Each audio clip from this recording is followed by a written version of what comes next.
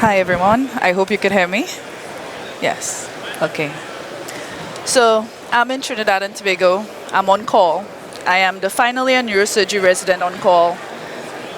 Note well, Trinidad and Tobago, like the island that I was born in, St. Lucia, is part of the Caribbean. So it's an archipelago of islands, rich in culture, but very different.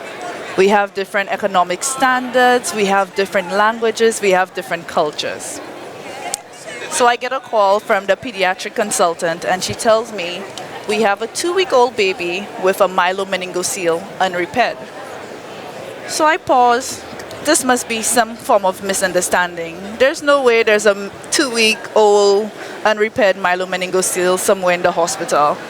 I ask her to repeat that referral one more time, and she does. Again, there's a 2-week-old baby, unrepaired myelomeningocele, and we need a consult. We need you to tell us what to do. I pause, and I put everything to a side. I put all my confusion to one side and ask her, where is this child? She said the baby is at home. Even worse, again, this doesn't make any sense whatsoever. Why is the baby at home? I said, okay.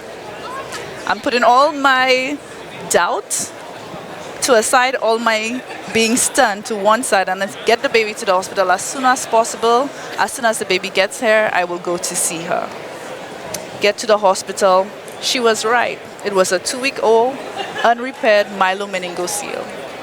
I start talking to mom as to how is this even happening? How did you end up at home with a baby with a myelomeningocele? And she tells me her story. She's from St. Vincent, another island in the Caribbean. You must know that St. Vincent is actually going through a crisis at this point in time. There's a volcano. A volcano, La Soufriere, that last erupted in the 1930s, 1970s, has erupted once more during a global pandemic. The country is in utter chaos. People are being evacuated.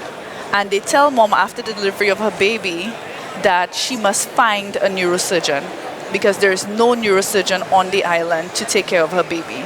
She needs to source a neurosurgeon to help her, and that's the only way her baby could get treated. Of course, this mom, she's of low economic standards. She doesn't know what to do. Who knows how to find a neurosurgeon when there's an active volcano going on? The only thing she knew what to do was get on a boat and get to Trinidad as soon as she can.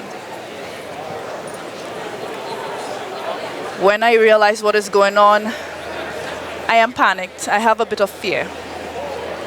Most myelomeningoceles repaired within 48 hours in our hospital. They don't get to go home. They don't get to be 2 weeks old and still be unrepaired. I know all the complications that could occur, and I have to let her know. I tell her all of it. I tell her what the defect is and what it means. She starts to cry, obviously. But she's determined. She wants help for her baby. So we go through the process. We go into operating theater, and everything goes well in the beginning. Postoperatively, we get all of the complications. There were cerebrospinal fluid leaks. There was meningitis. The baby had to go through a second operation. She had to get a VP shunt placed. This was months in hospital. This was constant ward rounds, ward reviews, multidisciplinary teams, pediatrics getting involved to help this baby out. After some time, we had things under control. Baby was getting better. The complications, we got it under control. The antibiotics were working. We went to the room. We said, Mom, today's the day you get to go home. And she's overjoyed. She's excited. We're excited for her. We did something right. We saved a baby that wasn't supposed to be saved. They got to go home. This was an example of health inequity. Not everybody has the same standard of care throughout the world.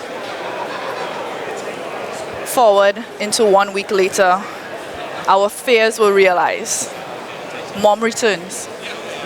This time she says the baby's head is increasing in size. We know what that means. The VP shunt, the ventriculoperitoneal shunt, isn't working. It's either malfunction or there's an infection going on. There's another problem that needs to be solved. So we start again. We start the antibiotics. We bring her back into surgery several times to get the shunt removed, get another shunt put in. It's a long, arduous course. One day on ward rounds, mom comes in and she says, the baby's turning blue when she falls asleep.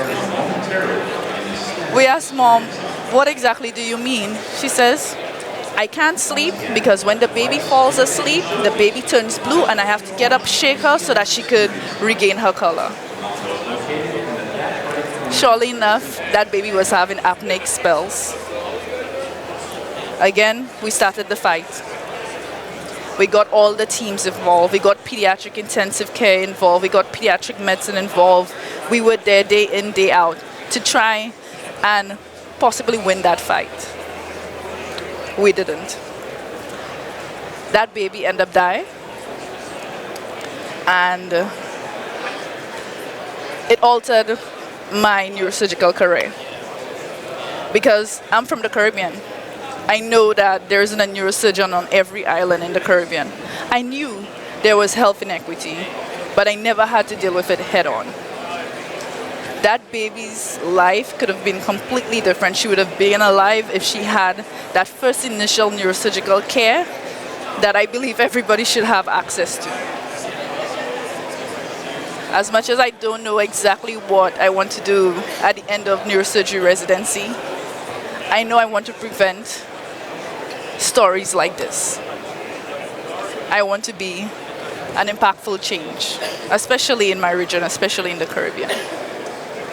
So the story holds dear to my heart, and I thank you for listening. I thank you that I could have shared it with you.